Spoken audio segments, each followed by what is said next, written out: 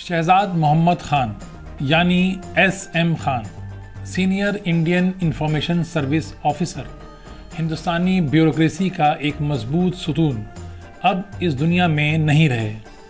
مختصر علالت کے بعد 17 نومبر کو راجدھانی میں انتقال کر گئے۔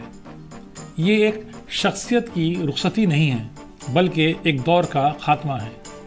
ہر کسی کے ذہن میں ایک مسکراتا چہرہ اور ان سے جڑی لاتعداد یادیں اور باتیں ہیں۔ کوئی ان کی ملنساری کا ذکر کر رہا ہے تو کوئی ان کی خاکساری کا اور کوئی ان کی خوش مزاجی کا۔ میں ہوں منصور الدین فریدی اور آپ دیکھ رہے ہیں آواز دا وائس کا خاص پروگرام باخبر۔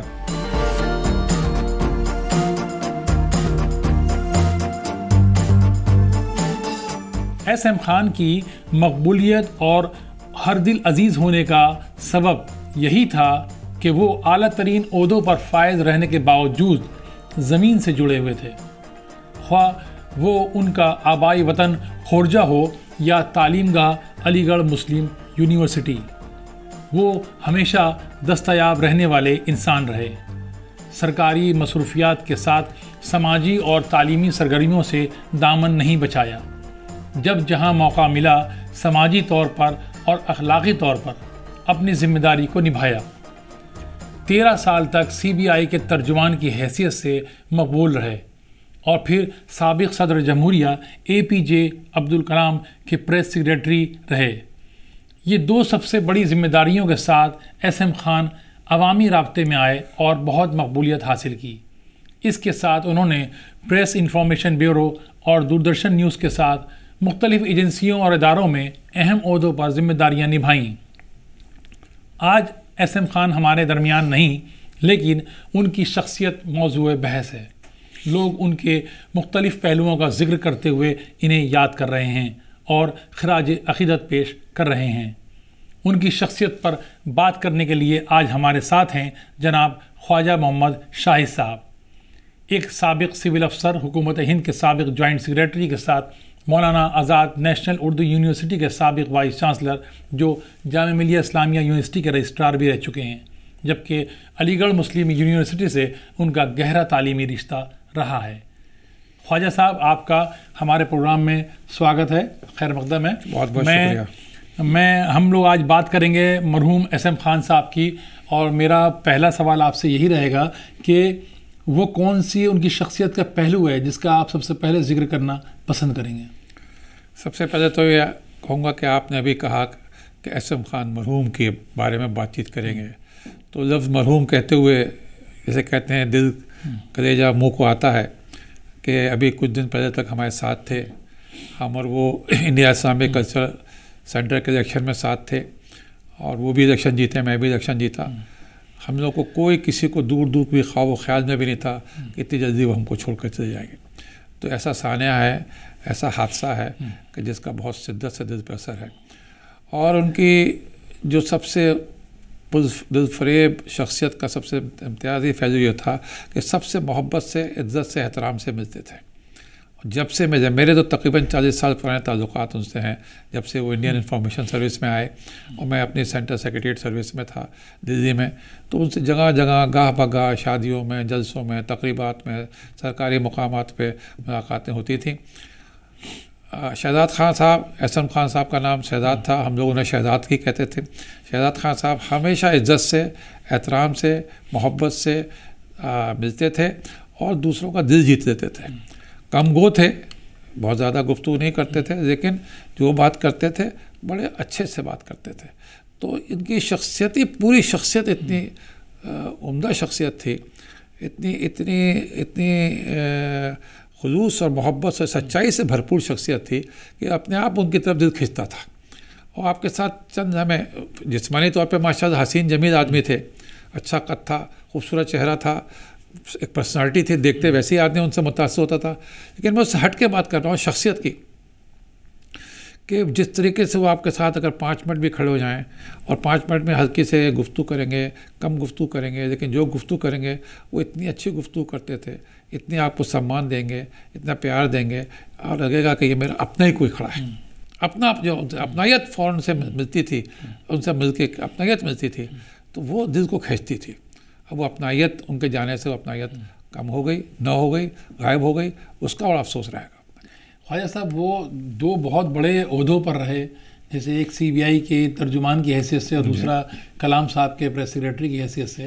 ان دو عہدوں کے درمیان آپ سے جب بھی ان کی ملاقات ہوئی ہوگی تو آپ نے ان کو کیا پایا اور آپ کا کیا ایکسپیرینس رہا؟ وہ ہمیشہ میں جن لوگوں سے بات ہوئی میری، انہوں نے یہی کہا کہ ہمیشہ دستیاب تھے، وہ کبھی بھی آناکانی نہیں کرتے تھے. نہیں، بالکل صحیح کہا. جو تاثر آپ کو کسی نے دیے ہیں بالکل صحیح کہیں. اور میں آپ کو بتاؤں CBI میں وہ ترجمان تھے اور ایک طویل عرصے تک ترجمان رہے. یہ بھی بڑی بات ہے کہ کسی ایک عہدے پہ ان کی کامیابی کا، کسی بھی افسر کی کامیابی کا سب سے بڑا ثبوت یہ ہے کہ وہ اس کو اس عہدے سے ہٹایا نہیں گیا کیونکہ وہ اس میں اچھا کام کر رہا ہے. تو شہزاد خان صاحب نے CBI کے ترجمان کی حیثیت سے، اور اس زمانے میں بڑے کیس آئے. بوفورس کا کیس تھا جو اس کی ترجمانی انہیں کرنی ہوتی ہوگی، اور بہت سارے کیس تھے CBI کے پاس ہوتے تھے جس کی ترجمانی کرتے تھے. پریس کے ساتھ رابطہ رہتا تھا، پریس سے ان کا بڑا اچھا تعلق رہتا تھا اپنے کر کے. صدر جمہوریہ کے پریس سیکرٹری رہے. میں بھی ان زمانے میں ان سے کئی مرتبہ جا کے راشٹرپتی بھون میں ملا ہوں، چاہے وہ مجھے علی گڑھ مسلم یونیورسٹی کسی مسئلے پہ گفتگو کرنی ہو یا کسی اور مسئلے پہ گفتگو کرنی ہو. ہمیشہ وقت دیتے تھے، سکون سے بات سنتے تھے اور متانت کے ساتھ جواب دیتے تھے. اور انہیں لگتا تھا کہ میری بات میں یا میرے کسی پوائنٹ آف ویو میں وہ صحیح ہے اور اس کی وہ مدد کر سکتے ہیں، اس کا وعدہ کرتے تھے اور کرتے تھے. یہ اتنی خاموشی سے کرتے، کوئی شور شرابہ نہیں، کوئی دکھاوا نہیں، کوئی بناوٹ نہیں. جو اس کو صحیح سمجھا اس کی مدد بھی کرتے تھے اور بہت مدد کرتے تھے اپنے گھر. تو اردو پریس کی انہوں نے بڑی مدد کری ہے، اردو میڈیا کی بڑی مدد کری ہے اپنے کر کے جہاں جہاں ہو رہا ہے. اور میں آپ سے عرض کروں، یہ دو بڑی پوسٹوں کا آپ نے ذکر کیا، لیکن دوردرشن کے نیوز کے DG رہے اپنے. اب نیوز ہندوستان بھر میں مجھے بتایا لوگوں نے اور دوستوں نے، مجھے بھی ان میں ذاتی طور پہ، کہ جس وقت دوردرشن کے وہ DG نیوز تھے، انہوں نے وہاں اردو ڈیسک کا اہتمام کیا، اردو نیوز کے اہتمام کیا کہ اس کا کیسے اردو نیوز کو کیسے پیش کیا جائے دوردرشن کے اوپر. تو اب بتائیے، یہ ایک ان کا لگاؤ تھا اردو زبان کی طرف، تو انہوں نے اردو جرنلزم کو اردو کے دوردرشن میں ایک بہتر مقام پیش کیا. اسی طریقے سے فلم فیسٹیول آف انڈیا کے ڈائریکٹر رہے وہ اپنے، جو اپنے بڑا فیسٹیول ہوتا ہے، بین الاقوامی فیسٹیول ہوتا ہے، پورے فلم انڈسٹری کے لوگ وہاں جمع ہوتے ہیں، اس کو انہوں نے آرگنائز کرتے تھے. تو بڑے عہدوں پر رہے، بڑی ذمہ داریاں نبھائی ہیں. وہ سب کے پاس نہ صرف اویلیبل ہوتے تھے بلکہ مدد کرتے تھے، اور مدد کرنے کے لیے ہمیشہ تیار رہتے تھے. تو ایک عجیب اتفاق ہے، زندگی کا عجیب فلسفہ ہے کہ جب کوئی چلا جاتا ہے تب ہم اس کو یاد کرتے ہیں. زندگی میں ہم تو محسوس نہیں کرتے کمی. اب یہ خان صاحب نہیں رہے، شہزاد خان نہیں رہے، تو دیکھیے ہم سب یہ باتیں ذہن میں ایک بالکل تصویر کی طرح سامنے سے گزر رہی ہیں، کیسے کیسے ہم ان سے ملتے تھے. کبھی CBI میں بھی تھے، کبھی کوئی غلط کام نہیں کرتے تھے. CBI میں آپ سمجھ لیجیے کہ ان کے تعلقات بڑے پولیس افسران تھے، ڈائریکٹر CBI سے ہوتے تھے، لیکن کبھی یہ نہیں کہ ان سے کہ آپ ان کے اس عہدے سے آپ یہ امید لگا لیں کہ وہ کسی غلط مدد کریں گے. ہم بھی ان کے پاس گئے ہیں، اس زمانے میں باتیں کری ہیں، مشورے دیے ہیں کسی بھی کیس میں. انہیں ہمیشہ اچھے مشوروں سے ہمیں فائدہ دیا ہے، ہمیشہ اچھے مشوروں سے مستفید کیا ہے. کیوں کہ وہ کبھی غلط بات ہمیں نہیں بتاتے تھے. تو یہ ان کی بڑی خوبی تھی کہ اپنے کسی عہدے کا انہوں نے کبھی ناجائز یا غلط استعمال نہیں کیا. تکبر تو نام کی چیز ہی نہیں تھی، غرور تو تھا ہی نہیں. ان کی ساری پیار، محبت، سچائی، خلوص اس سے مزاح کرتے تھے. تو ہمیشہ دل چاہتا تھا کہ اپنا کوئی آدمی وہاں بیٹھا ہوا ہے، اپنا ساتھی ہے، علی گڑھ کا پڑھا ہوا ہے، انفارمیشن سروس سے تعلق رکھتا ہے. بڑی اہم سروس ہے. میں آپ کو بتاؤں، یہ انفارمیشن سروس کو یہ معمولی سروس نہیں ہے، یہ پورے ہندوستان کا، یا PIB کا ہے، پریس بیورو آف انڈیا جو ہے، اور تمام منترالیوں میں ایک آفیسر ہوتا ہے جو اس کا منترالیہ کا اور پریس کے بیچ میں ایک رابطہ ہوتا ہے، بڑا رابطہ ہوتا ہے.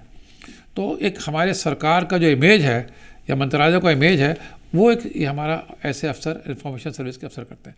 شہزاد خان اس سروس کے بہت نمایاں، سب سے نمبر پوزیشن تک پہنچے، سب سے زیادہ پوزیشن پہنچے. اور میں اس سروس کے بہت سارے آفیسروں کو جانتا ہوں جنہوں نے میرے ساتھ بھی کام کیا اور میں نے ان کے ساتھ کام کیا. سب ان کی تعریف کرتے تھے. تو انہوں نے عزت سروس میں بھی کمائی، اپنی انفارمیشن سروس میں بھی کمائی. کمیونٹی کے بڑے لیڈر بنے، انڈیا اسلامک کلچر سینٹر کے نائب صدر رہے، بورڈ آف ٹرسٹی رہے، وہاں سے انہوں نے بڑی اچھی خدمت کری. جامعہ ہمدرد میں وہ ڈین رہے. تو اکیڈمکس میں ان کا بڑا کنٹریبیوشن ہے. LLB کی انہوں نے LLM کیا ہے, ٹاپر ہے اپنے LLM کے اپنے کر کے, تو لا فیکلٹی کے ڈین رہے وہاں پہ, کوچنگ سینٹر کے ڈائریکٹر ہے. تو بڑی خدمات ان کی بڑی وسیع ہیں اپنے کر کے, اور جہاں بھی رہیں نمایاں خدمات کریے. تو جامعہ ہمدرد کے جو کوچنگ سینٹر تھا, گائیڈنس سینٹر تھا, اکثر مجھے بتاتے اس میں انٹرویوز کے لیے اور دوسرے کمپٹیٹیو ایگزام کی تیاریوں کے سلسلے میں, تو میں پاتا تھا کہ بڑی 100% پرفارمنس وہاں دے رہے تھے لوگوں کو کوچنگ گائیڈنس کرنے کے لیے اپنے کرنے. تو کوئی بھی انہوں نے عہدہ سنبھالا, پرفارمنس ان کا 100% ہی اعلیٰ معیار کا رہا ہے. ایک بڑی چیز تھی شاہد صاحب کے, انہوں نے ایک پچھلے انٹرویو میں نے ان کا انٹرویو دیکھا یوٹیوب پہ, تو اس میں وہ کہہ رہے تھے کہ میرے والد چاہتے تھے کہ میں علی گڑھ میں تعلیم حاصل کروں اور تعلیم کے ساتھ ایک تہذیب سیکھوں جو وہاں کی ہے, اور کیونکہ وہ بھی وہیں کے تعلیم یافتہ تھے ان کے والد بھی.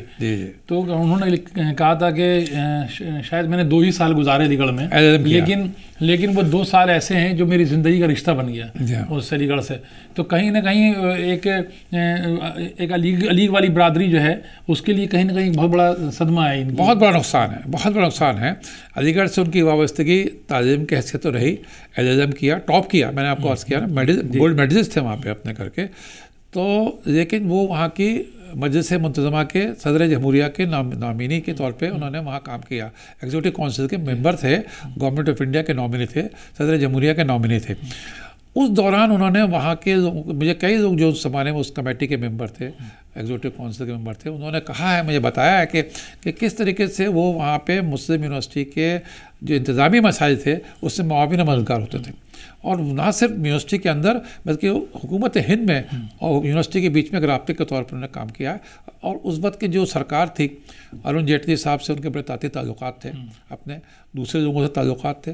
تو علی گڑھ مسلم یونیورسٹی کے انہوں نے اپنے ذاتی تعلقات کی وجہ سے اور اپنی پروفیشنل ایکسپرٹیز کی وجہ سے علی گڑھ مسلم یونیورسٹی کو انہوں نے بہت کچھ دیا ہے. بہت ایک بڑا پلر کے طور پہ کھڑے ہوئے اس دور میں جب نئی سرکار آئی تھی.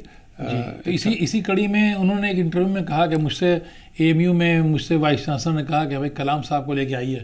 تو بولے پھر میں کلام صاحب کو لے کے AMU گیا تھا.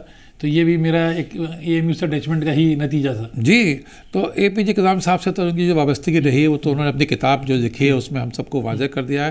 اور میں نے خود اپنی آنکھوں سے, میں خود گیا ہوں راشٹرپتی بھون میں, اکثر ان سے ملا ہوں جس کمرے میں وہ بیٹھتے تھے, اور وہ ان کے تعلقات میں نے دیکھے ہیں.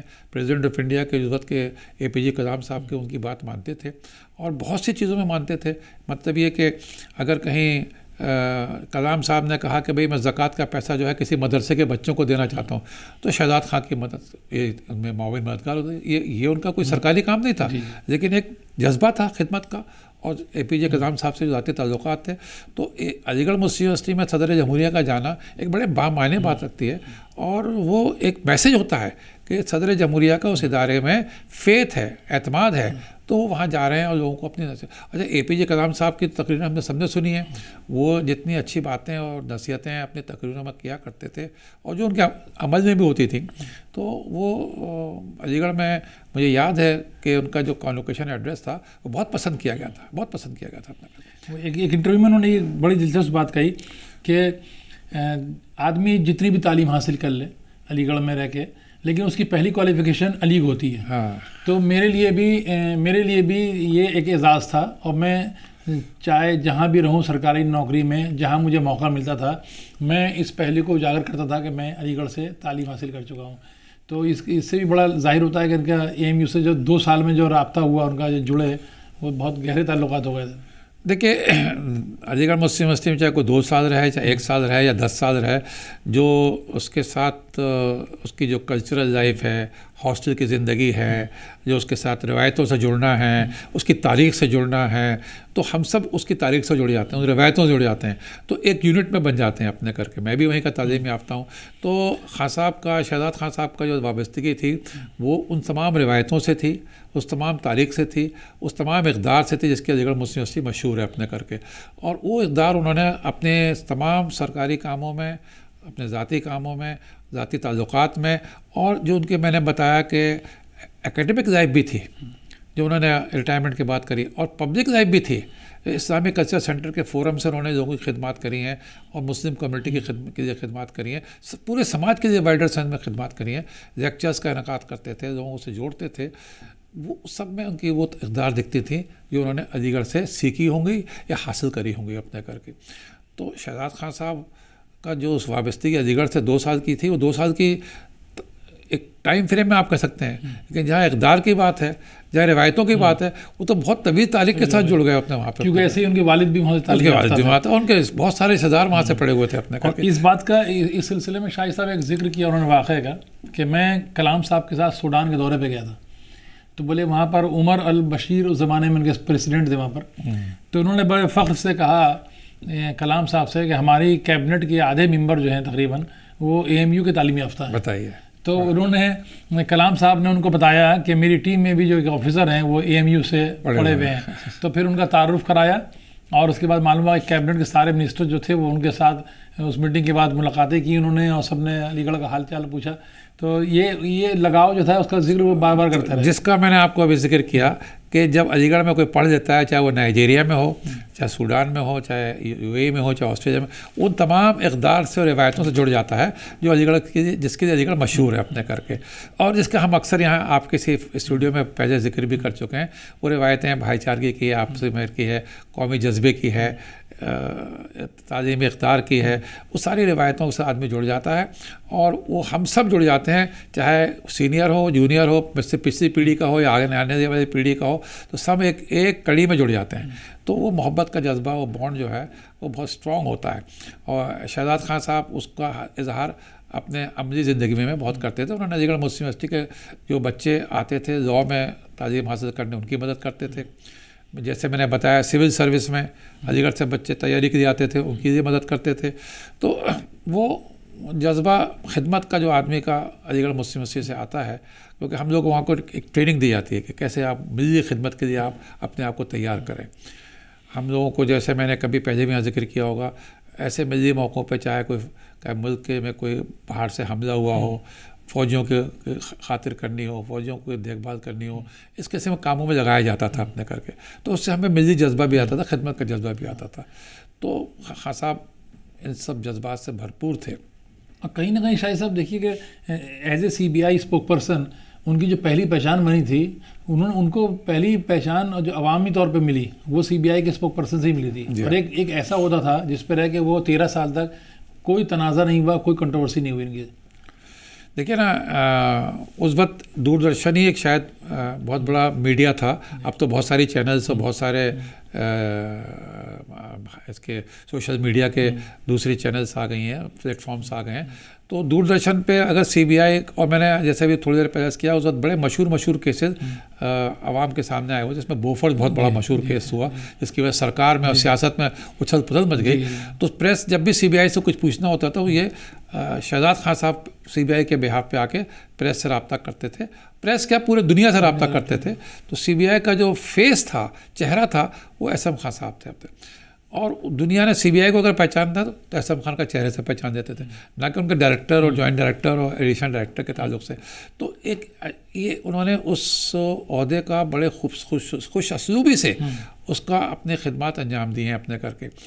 کوئی جملہ ان کا ایسا نہیں ہوتا تھا جس سے کوئی غلط میسج پریس میں یا عوام میں پہنچ جائے. اگر کسی بھی کیس میں کوئی جملہ یا کوئی اسٹیٹمنٹ، آپ تو خود میڈیا سے وابستہ ہیں، سرکار کی طرف سے آ جاتا تو پورا کا پورا اس کا غلط مطلوب نکال کے CBI کے اوپر بھی کچھ الزام لگتے یا نہ لگتے، سرکار پہ بھی لگتے، اب تک نہ لگتے.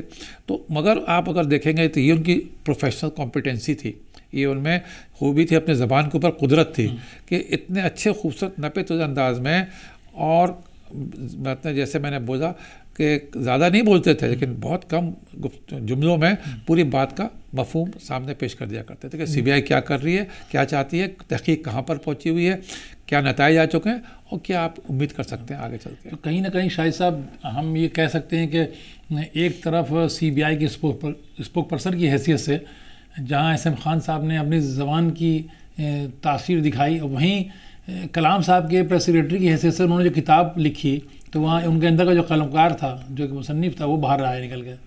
وہ کتاب انہوں نے مجھے خود پریزنٹ کری اور ان کے دستخط بھی اس سے موجود ہیں. اب اس وقت تو ہم، جیسے میں نے کہا، آدمی جب جاتا ہے تو اس کی قدر موجود. اب اس کتاب کی قدر میں نے عزت ہی پڑھی، اور ان کے جانے کے بعد جو کتاب میں نے نکال کے سامنے رکھی، اپنے اس پہ نظر ڈالی، تو بہت جیسے کہتے ہیں جو اسلوب ہے لکھنے کا بہت سادہ سمپل اسلوب میں انہوں نے بڑے اچھے انداز سے وہ 5 سال جو صدر جمہوریہ کے ساتھ انہوں نے گزارے، اور اس بیچ میں جو بڑے بڑے سیاسی مسئلے آئے، سرکار واجپئی جی کی سرکار گری، پھر جو ڈبیٹ ہوئی کس طریقے سے صدر جمہوریہ نے اس کو مسئلے کو سنبھالا دیکھا، یا ان کے پاس صدر جمہوریہ کے پاس دوبارہ ایک آفر آنا تھا یا ایک پوائنٹ آیا تھا کہ دوبارہ صدر کے لیے الیکشن لڑیں نہ لڑیں، اس میں شہزاد خان صاحب نے کیا رول پلے کیا، کیا مشورے دیے، وہ اتنے خوبصورت انداز میں سادہ زبان میں لیکن ایسے اہم سیاسی مسائل کو انہوں نے کتاب میں لکھا ہے.